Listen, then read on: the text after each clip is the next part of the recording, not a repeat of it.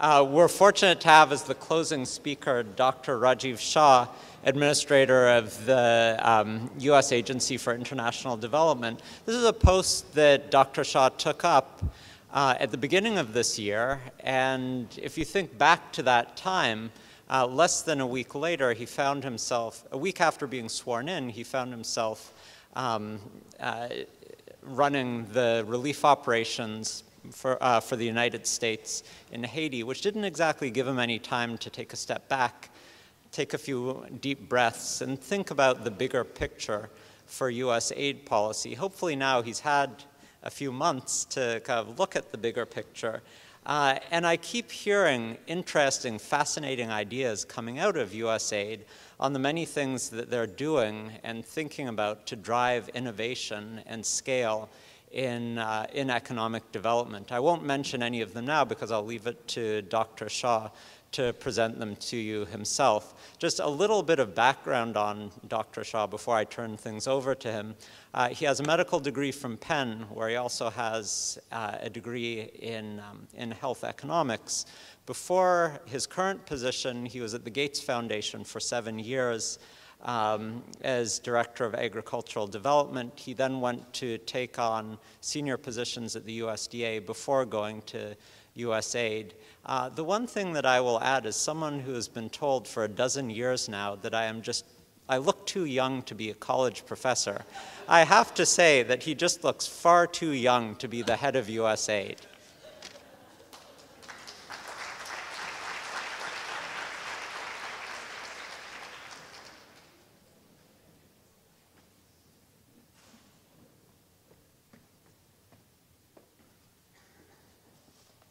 Hello. Thank you. Thanks so much for that kind introduction. I want to thank the Columbia Business School for inviting me to be here today. And as a Wharton grad, it's nice to know that I'm welcome here. Thank you, Professor Fishman. I've been following Ray's work for a long time, and this conference and this work here is really amazing, an amazing collection of people. I also want to thank Daniel and Lucia for inviting me to close at this important conference. I think it's great, and I'm so curious to hear about and read about all the different panel discussions that I saw that you all had today with so many interesting people coming in to speak with you. The chance to speak with you is actually very important to me. And if 20 or 25 years ago, if we wanted to assemble the, quote, development community in one room like this, it probably wouldn't be at a business school in the middle of Manhattan. It would be, probably at the World Bank, and you would have pulled people from all kinds of official development agencies from around the world together, and that would have been the development community. And what I think is so exciting and what you all represent is that today it's different. Today we can look to people in this room. We can look to the members of the Global Impact Investment Network, a group leading the charge on maturing the impact investment industry, and in fact, one of USAID's partners. We can look to Pedigree and Frog Tech. I had the chance to learn about those organizations and dozens of other enterprises, some of which are represented here and some of which you heard about earlier today, that are really bringing new and innovative approaches to unlocking human potential all around the world. So the entire field of development and social entrepreneurs that matter deeply to this discipline that we call development. In many ways, you and the organizations and ideas that you represent are driving a massive change in the approach to the entire field of development. As non-government actors, you're in a system and in thinking through business models that really force you to be very disciplined about bringing the best practices of unit cost analysis, thinking about scalability, making sure you develop solutions that can reach not just thousands of people, but millions of people around the world in an effective and sustainable way. You also appreciate that local environments in which you work matter a great deal, and that you have to be customer-oriented and focused if you're going to be successful with any of these ideas, with all the logos that were up here earlier. Muhammad Yunus, whom I got to know a number of years ago, told me a great story about how he started the microfinance movement in Bangladesh. He said, that you take, he took exactly what all the banks did and did the exact opposite. So they were asking people to come to them to apply for loans. He went out to villages. They were very focused on men. He talked to women. They assumed that if you had to have capital and wealth in order to be a high credit risk, he went to the poorest communities he could find. And in every respect, he really behaved more like an anthropologist than a banker or an economist, and developed a mechanism and then refined that mechanism to really be something that could scale to reach now hundreds of millions of people around the world. That kind of cross-disciplinary, customer-oriented approach is really gaining tremendous traction even in the official development community. Today, we consistently think about how we can contextualize our efforts, how we can work more closely with local partners, and how we can adapt successful projects for different environments so that you're really not confined to working in one village or one community or even one country. All of these things are taken for granted right now, but even quite recently, that way of thinking wasn't really the defining way to think about how to approach development problems. Without going into the history of the Washington Consensus or how the large official institutions have behaved over decades, it's pretty safe to say that they weren't necessarily using those kinds of analytical tools and business practices to drive and develop their work. So there's a perception in the official development community that we have a clear understanding of what works and how to make it scale. There was a Washington Consensus, and there was an approach to development that became somewhat cookie cutter for official agencies. We got very specific guidelines for how to do programs and projects and ended up programming out tens, even hundreds of billions of dollars over time according to those official tools and mechanisms. And the idea was if you just committed more resources to those rule-based mechanisms, we'd be able to transform a Tanzania into a South Korea. And if that were true, I assume we all would not be here today because much of the task would have been resolved. But we know that didn't happen. And we know that actually one of the key missing ingredients in official development assistance has been innovation. So we need to try new approaches, to take more risks, to commit to more rigorous measurement and evaluation, even as projects and programs are launched and unfold. And by doing so, we can try to replicate success and achieve scale. And we need to do that with an eye towards real sustainability, because treating a disease is important, putting patients on treatment regimens is important, but curing a disease or eradicating a disease is what fundamentally gets you scalable solutions that last over time. We deliver quite a lot of food aid, and doing that in the context of famine is critical. But investing smartly and effectively in the agricultural development of nations so countries and communities can feed themselves and perhaps even their neighbors is a far more important mission over the long term. So I want to be very clear. The methods you have brought to development are changing the mindset of the official development agencies. In fact, many of the reforms that I'm putting into place at USAID are based on insights gleaned from your community and from the group of social entrepreneurs that have worked on development-like business models. But here's the reality. And remember, I'm a big fan of this approach, and that's why I'm here today. But the reality is when you compare the efforts of the social entrepreneurship community and applying the kind of principles you're applying to the official assistance community, it is still very, very, very small. There's probably about $130 or $140 billion of official assistance that is programmed through the major agencies, and that's not counting the multilateral development banks and the lending that they do. And it's those official agencies, some like USAID, some like the World Bank, that often have the senior level relationships with large industrial actors or large government leaders that can allow us to sort of break through and do things at a different scale. Now, I come here knowing full well that the perception of the official development agencies is one that is dated. I think before I was at the Bill and Melinda Gates Foundation, before I came to USAID, and my perception of some of the official agencies were that we were slow, sometimes sclerotic, certainly risk-averse, and really prone to doing a lot of process and project management as opposed to investing in institutional models that might be higher risk but had the potential to be real breakthroughs over time.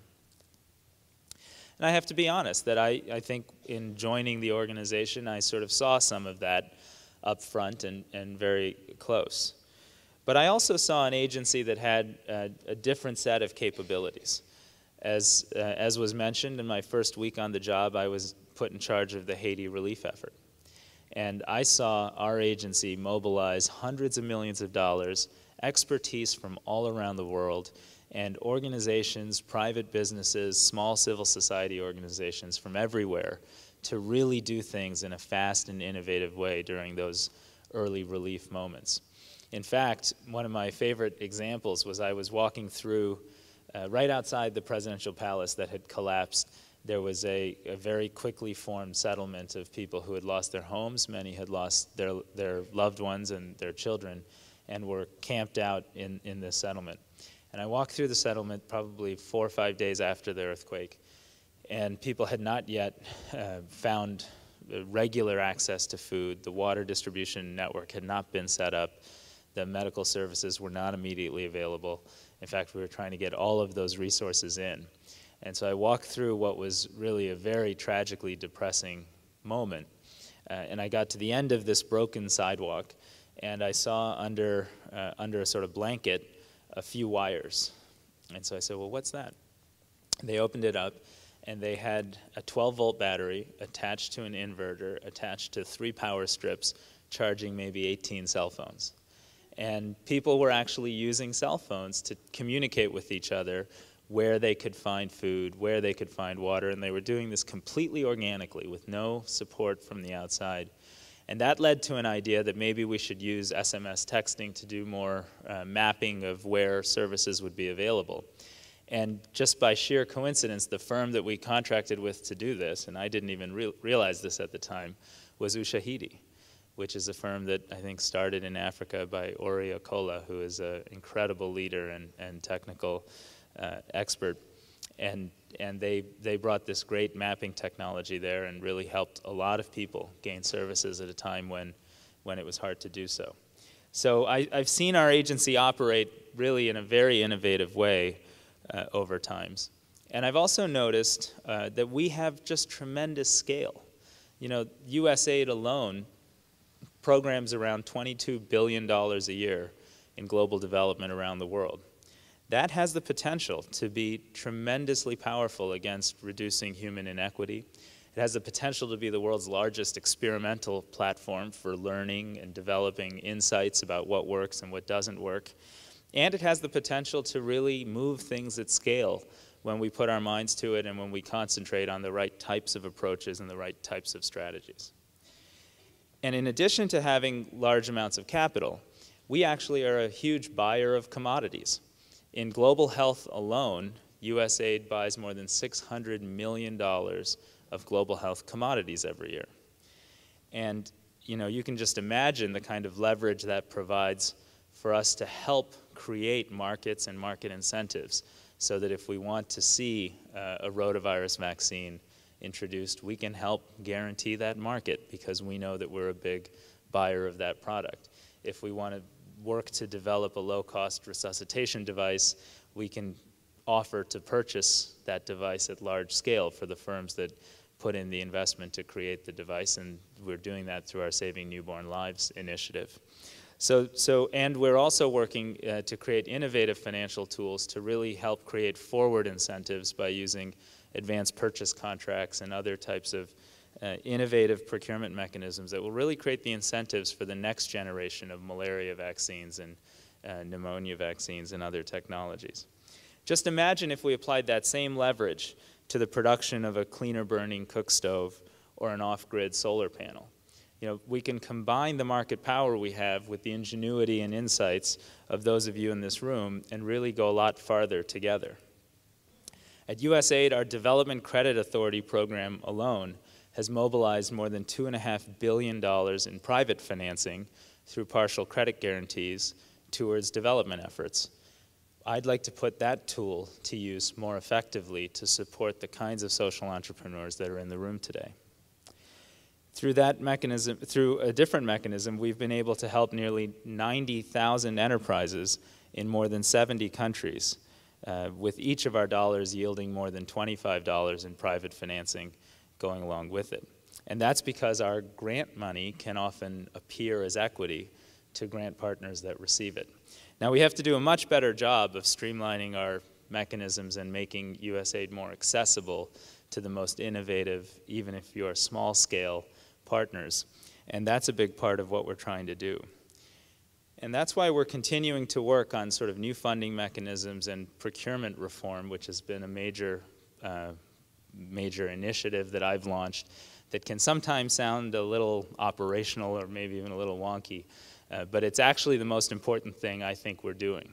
Because over time, some development agencies, often the European agencies, do a lot of direct budget support, and so their money goes straight to governments and therefore is sometimes less available to social entrepreneurs or to innovative actors on the ground. Too often, USAID's resources have gone in very, very large contracts to organizations that can handle large contracts. And I suspect, despite the creativity and brilliance of those of you in the room, I'm not sure many of you could handle or could meet the requirements to accept a $200 million contract. Although you'd like to be there someday, I know, and we want to help you to sort of get there. So we're doing a number of things in that regard, and that's why we're partnering with organizations like Root Capital to provide credit and loan guarantees to farmers in Rwanda and other parts of Africa. It's why we're supporting the research of the Monitor Group to do new customer-focused bottom-of-the-pyramid research that could be employed to help really change our strategic approach to serving those communities over time. And it's why we've, in the past, invested in efforts like the Doing Business reports that now the IFC runs as a project, but actually was incubated at USAID, and we remain an analytic partner with the IFC team. These types of efforts should make all of our work easier. One of the cruel realities that I know you're aware of developing country entrepreneurship is that the basic rule structure and regulatory structure can make it much, much, much harder to start a business, seek a license, procure products from abroad, hire and train world-class talent, and we want to be helpful in creating a more conducive environment to free social entrepreneurs from the sometimes crushing weight of red tape, graft, and corruption. But perhaps the greatest asset USAID has as we think about partnering with the social entrepreneurship community is our just vast network of people and relationships. We're an organization of 9,000 people spread across more than 100 countries. In more than 80 countries, we have structured missions, and within those missions, about 70% of our staff are local foreign service nationals. That means they're local doctors, engineers, business leaders, or former ministry employees who work as part of our team and help us connect with and identify with partners in those countries. That's a tremendous network of people. And one of the aspirations we have is to really better connect our staff of all varieties to social entrepreneurs and to entrepreneurs around the world. We're doing a few things in order to enable that. First, we've appointed our first ever agency counselor for innovation. That's Maura O'Neill, who's here in the front and has spent some time with you today. We're asking Maura to lead our innovation portfolio, which really includes some exciting activities. One of those is launching our science and technology program. You know, USAID over time had been a leader in science and technology. It was, in fact, some of the seed technology and some of the health technologies that were created in the 1970s and 1980s led to massive increases in agricultural production and led to oral rehydration solution that really saved millions of child lives in South Asia and in Latin America. Well, really all around the world. But by the time I took office, our science and technology portfolio had faded significantly. So we're rebuilding that and doing it this time by partnering more deeply with the National Science Foundation, with the National Institute of Food and Agriculture, with the National Institute of Health, and with the entire $160 billion a year federal science community that today, perhaps unlike 25 years ago, now has a fundamental interest in using their scientific networks and their scientific prowess to address and resolve problems in global development. We're also inviting 25 innovation fellows from leading academic institutions and social entrepreneurial ventures to come join USAID for a short amount of time as part of trying to build better linkages with just creative people who will push us harder and also maybe learn about our work and our institution and take that learning back to great institutions like the one we're at today.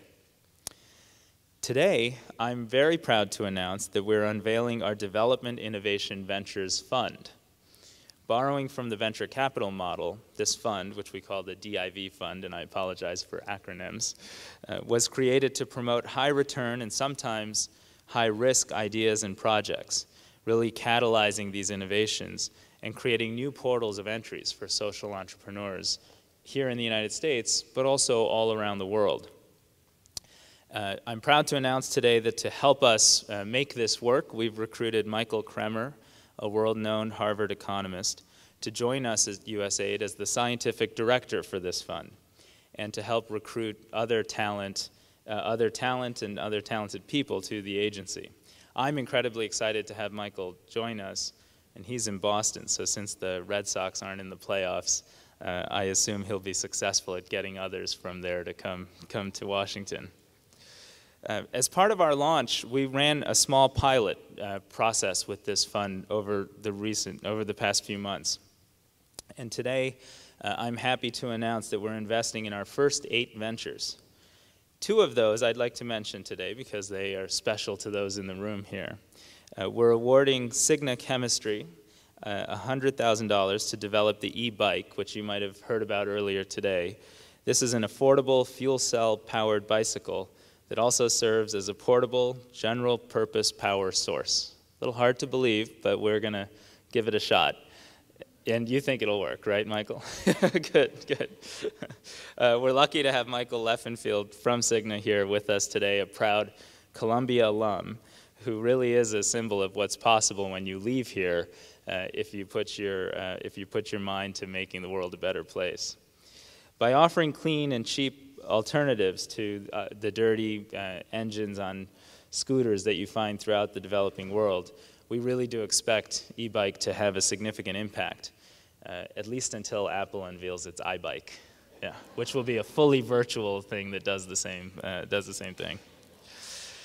I'm also excited to announce that Eli Berman's team at the University of California, San Diego, has been selected as one of our initial venture partners. Their groundbreaking work uses cell phone monitoring technology to innovate in the democracy and governance sector. They set up a randomized trial in 450 polling locations in the recent Afghanistan elections. So stay tuned for the next few months. You'll see some results coming out of that. And having been in the position of watching that process very closely, in fact, we were involved with hiring thousands of election monitors and female monitors in particular to support women coming out to vote. I think we're going to look to what we learned from this project in order to figure out how to support more effectively elections all around the world in the future. And those are just 2 of the 8 grants we're announcing today. In total, they represent about $1 million that we're devoting to innovations ranging from solar lighting in rural Uganda to self-tests to prevent the second largest cause of maternal mortality and mobile health surveillance in India. But this was really just a pilot round for us. And next year and in years further, we will be expanding our fund in a central way, but also launching funds in countries and in missions all around the world so that we can really make ourselves accessible to the tremendous power of entrepreneurial spirit and energy that exists all around the world. We're accepting proposals on a rolling basis. I'll point you to Maura if you want to learn more about that. And we're going to really focus on supporting projects in different stages. Stage 1 programs for really high risk, smaller grant awards. Stage 2 programs for programs that really do want to grow and test the application and scalability at a different level and a different scale. And in stage 3, we want to see if these projects and programs can actually work across different countries and across different fundamental contexts. Because one of the challenges in development is we identify solutions that work in one community, but we haven't had a great track record always of figuring out how to take that solution, adapt it enough so that it works in a different context, whether that's a different country or a fundamentally different type of economy or even within the same country. Innovations like the Development Innovation Fund are really just one of the many reforms we're putting in place at USAID. I want to go back to the example from Haiti, because this is another story I'd like to tell that articulates our commitment to monitoring, evaluation, and research.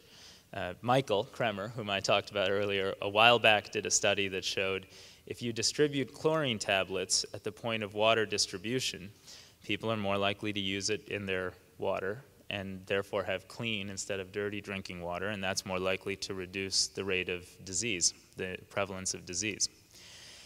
Now that seems very basic and it seems somewhat obvious when I'm telling the story, but as you all know, everywhere you go around the world, chlorine tabs are actually sold in kiosks separate from where water taps are and separate from the distribution of water when water is distributed.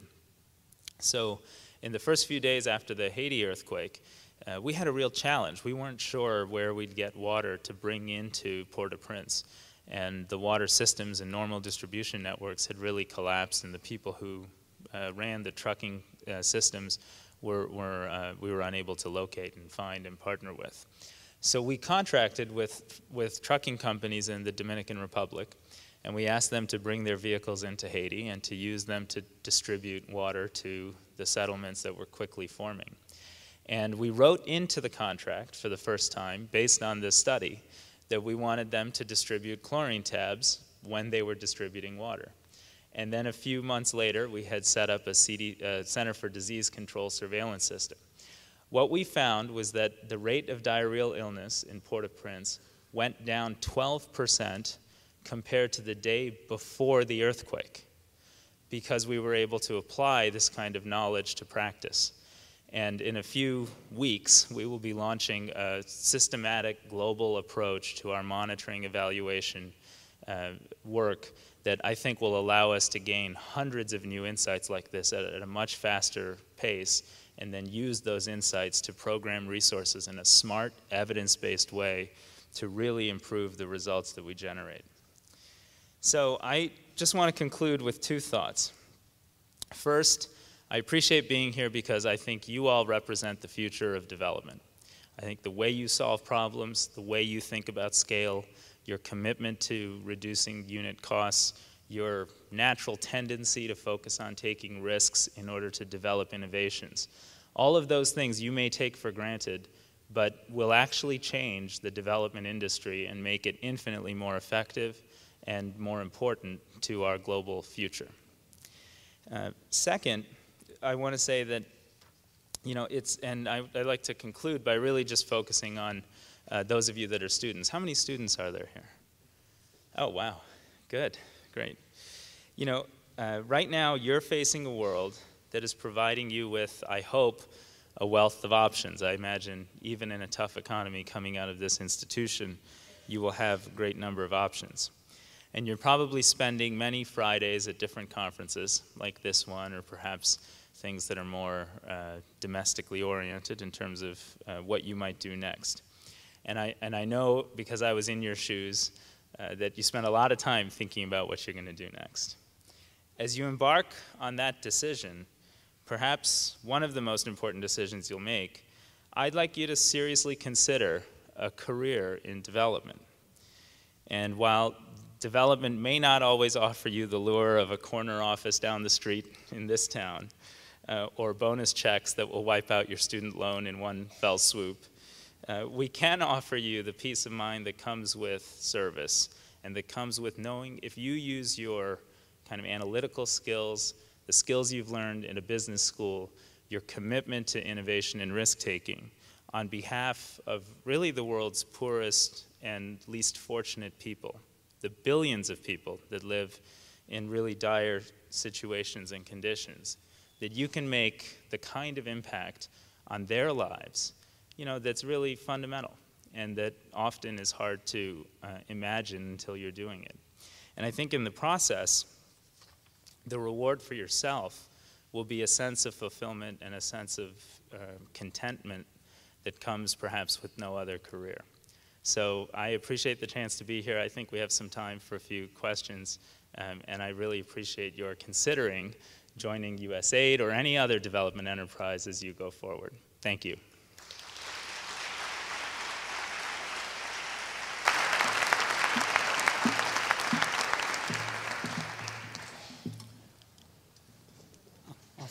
Hello? Yeah. Hello. My name is Misha Byrick. I'm an MPA student at the NYU Wagner School of Public Service. Having worked on USAID-funded projects in the past abroad, I'd like to ask what you're planning to do to reform USAID's static and somewhat antiquated set of indicators for success for projects, and secondarily, what you're planning to do about strictures regarding Title II and forcing food aid to come from the United States. Well, those are two great questions, and thank you for asking them, because I personally spent a lot of time on both. I mentioned our procurement reform, and your eyes will glaze over if I get into the details, but let me just say this. Our procurement reform is basically about two or three big things. One is opening ourselves up to work with all different kinds of partners, encouraging risk and innovation, and streamlining the process people have, the experience of working with USAID as a grant and contract partner.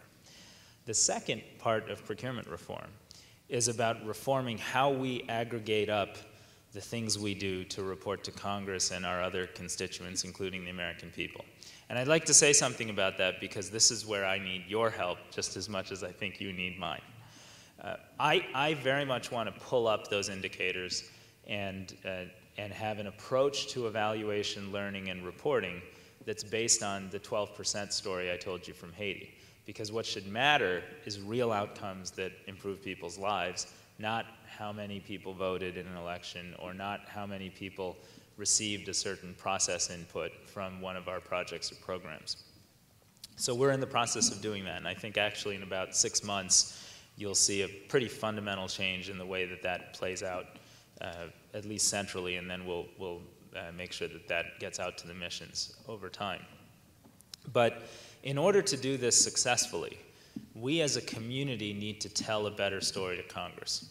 Because at the end of the day, I'm convinced the American people want to support development, see it as in their national interest, which it absolutely is. We will live in a safer and more peaceful world if people are entrepreneurs seeking to create jobs and businesses as opposed to doing things that jeopardize our safety and our security. But we need to be convincing that we know how to program resources to achieve that outcome. And the current way we do it is just a reaction. It's not a good way to do it, but it's a reaction to the reality that if you can aggregate up and say for the $22 billion, we have 4 million people on HIV drugs and therefore alive. We've vaccinated X number of people and saved 3.5 million lives from hepatitis B, et cetera, et cetera. Those are the kinds of statistics that Congress and the American public want to hear, frankly need to hear, in order to know that we're achieving outcomes for the investment. So we're doing our best to kind of transform that system, and I just want to ask that you all do your best to continually report in an analytically sound way on the kind of impact you're having, because we have to change the perception out there that, and make sure people understand that we can employ these resources with a great deal of effectiveness and with a business-like approach to achieving results. My name is Daniel Shear. I work for a social enterprise called Project Best Grade. I'm also a first-year student at Yale SOM. I'd just like to thank you, USAID in general, for funding the initial stage of my project in Senegal. And I apologize beforehand for asking a very difficult question, so don't take it personally. You talked a lot about where USAID is going. Can you list 2 weaknesses that the agency will change in the next few years, and also 2 weaknesses that you don't think the agency will be able to change? Sure. Boy, it's fun being back on a campus. I don't get this every day. Look, here are a few things that I think need to change and therefore will change, right? One is we've talked about procurement, but essentially the bulk of our resources are programmed through mechanisms that are too closed in for a variety of reasons we don't have to get into here, to a handful of very large partners, contractors, NGOs, and that doesn't allow for the kind of risk-taking and innovation that we want, so we're breaking that system open and making it more accessible.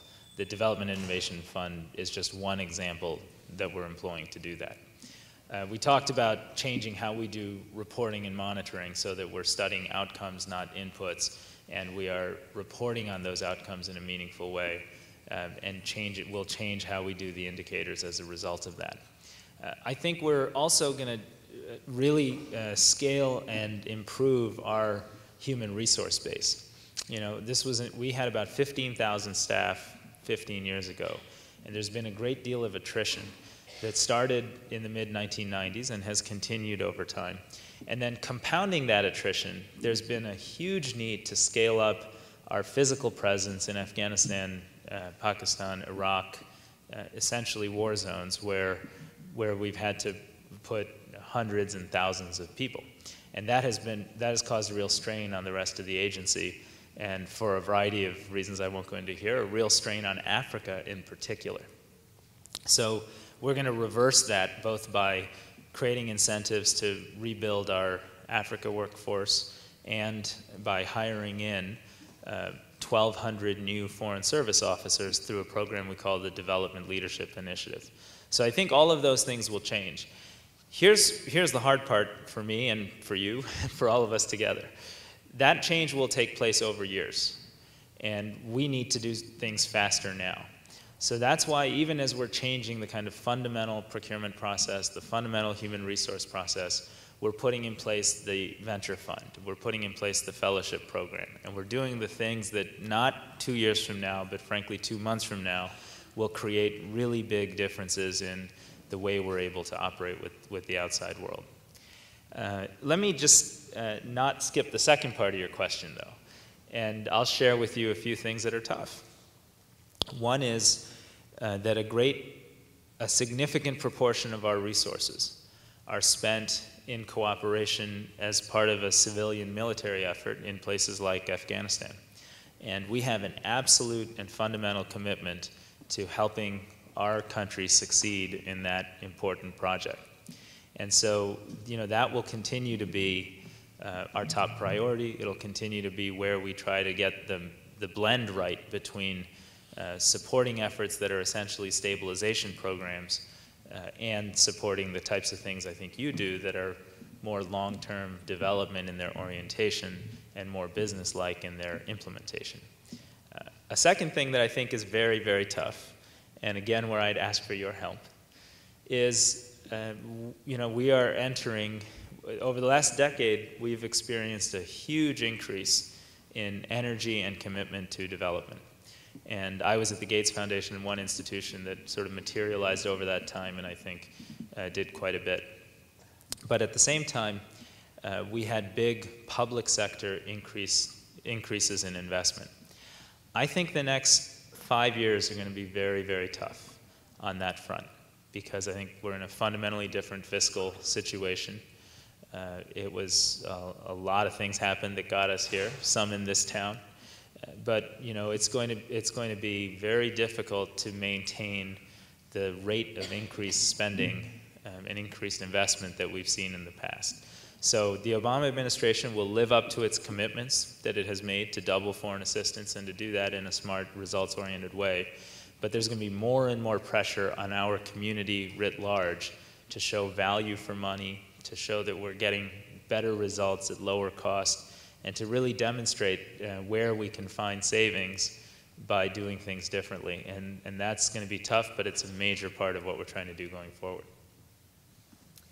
Hi, my name is Jennifer Lynch. I'm a first year here at the business school, and I also spent some time overseas working on USAID-funded projects.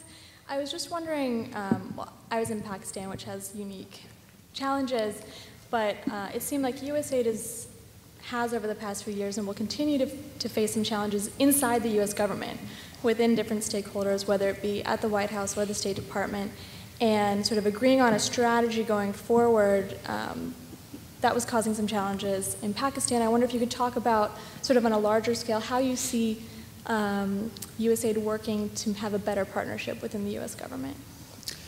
Well, you know, I think there are a few things that we're doing that are making a concrete difference there.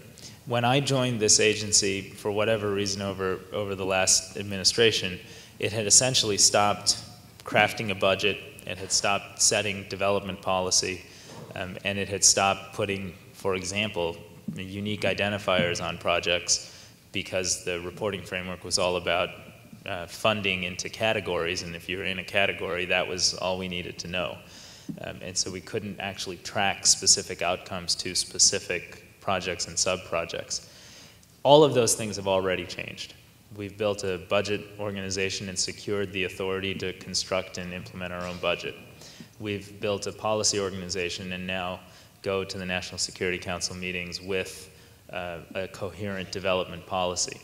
In Pakistan's a great example of that, where we've, over I think the last 4 or 5 months, really helped spearhead an effort to develop a coherent strategy there.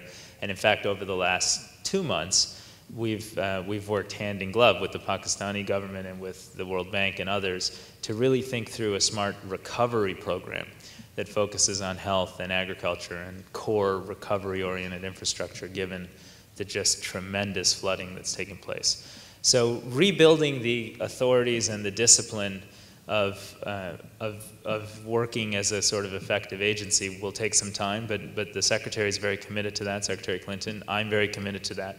And if you heard the President I think 2 weeks ago here in New York, he gave a 40-minute development speech, which really was the first time a sitting US president has done that since 1961, when it was John F. Kennedy who delivered a similar speech that led to creating USAID.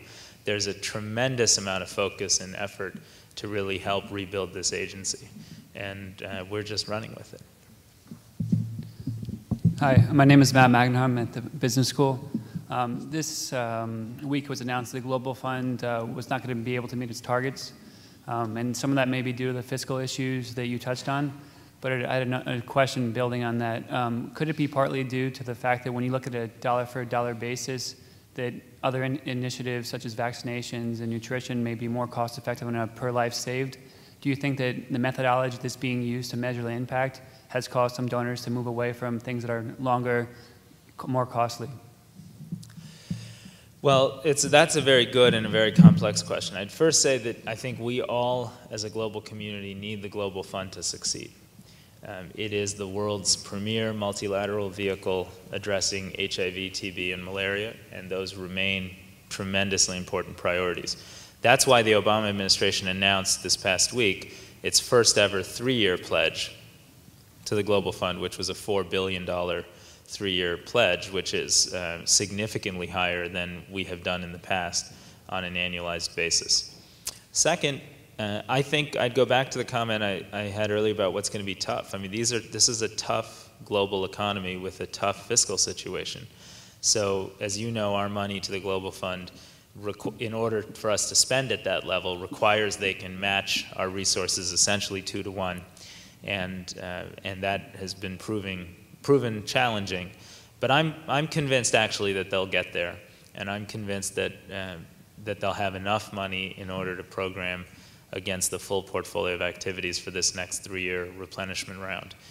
But it's not easy, and it underscores the fact, because I think while you could say immunization is more cost effective for certain things, by the same token you could say that Global Fund activities, in terms of the cost per year of life saved, is probably less expensive than a lot of other alternatives where we collectively spend a lot of money. And so without getting into what those other things are, I think we need to get the resources to the Global Fund. I think the world will step up and do it, but I think it's important to recognize how tough it is in this environment. Hi, Rich Robbins. I'm an alumni of Columbia Business School. It's very exciting that you talk about the need for taking risk and doing things like the Development Innovation Ventures Fund. Unfortunately, the climate in DC is very risk averse, and if there are any failures, someone will be out there just pointing out the failures. Even if it's one failure in 100, someone's going to make a big political issue out of it. My question is just how do you build a tolerance for failure, and how do you,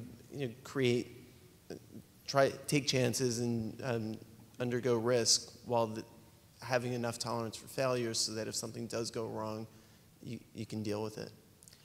Well, I think that's a great point. Look, there are a few ways to address it. One is portfolio management. Right? Across a $22 billion portfolio, we're not going to put everything in the highest risk endeavors.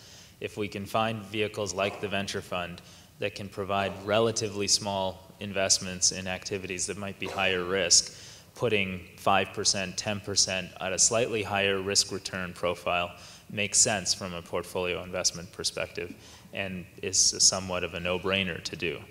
Second, we have to create the right incentives internally and amongst our partners. And we need incentives to report effectively on things that don't work and to report early before we invest for multiple years in something that doesn't work, that we didn't know didn't work because we either didn't study it or we didn't create the right incentive that gave people the space to come to us and say, this isn't working, let us try something differently. We're doing that internally by changing how we do our performance reviews, just by changing the metrics that are used to promote staff. Excuse me, will help us, I think, a great deal internally. I think we have a lot more to do with our external partners, and that interface of data exchange between USAID and its implementing partners. I think there's plenty of room for more honest conversation about what's working and what's not working, and taking a data-driven approach to studying outcomes will hopefully make that a less emotional process and a more statistical one. And then third, I think that we simply have to do a better job of communicating what we learn, what the upside of risk-taking is. The upside of risk-taking is not just that you've achieved the same outcome at a higher risk profile. The upside is you've invented a microfinance or you've developed some breakthrough solar business model that provides illumination to hundreds of millions of people that otherwise live in the dark. The upside is vastly, vastly greater than the alternative. And I find too often we talk about taking risk without really being crisp and clear about what that upside looks like. And if we continue to do that, it'll be very hard to convince Congress or anybody else to support a new approach. If we can be inspiring in talking about the value of some of these breakthroughs, I think we ourselves will change the way people think about it. I think we're out of time. Is that right? Yes, thank you. Thank you so much. Thank you. Thanks a lot.